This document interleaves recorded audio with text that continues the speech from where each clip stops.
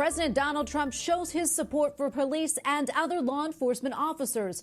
Many came under intense scrutiny after George Floyd's death in Minneapolis, but President Trump adamantly opposes calls to defund police departments. White House correspondent Owen Jensen reports. Owen?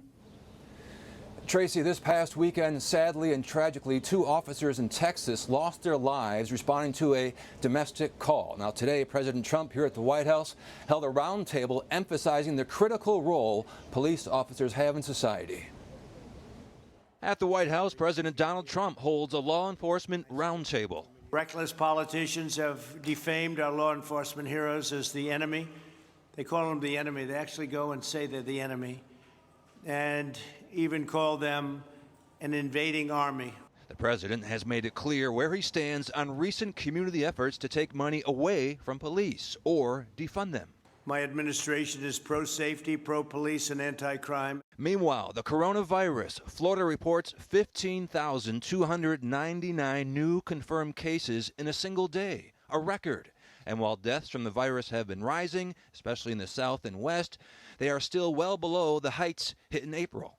We have, had our trajectory taper off. We've bought some more time. In Austin, Texas, worries concerning overwhelmed intensive care units. But if anybody's listening now from Austin, now is not the time to take the foot off the brake. We are on the edge. And with the start of school right around the corner, the administration is pushing hard to make it happen. Some districts going hybrid, a mix of online and in person. Others plan to go in person full time.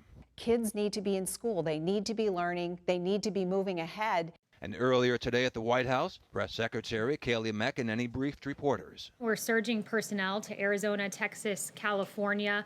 We already have people working in Florida. So we are aggressively on the ground reacting to this virus, and we're encouraged to see the declining mortality compared to a few months ago.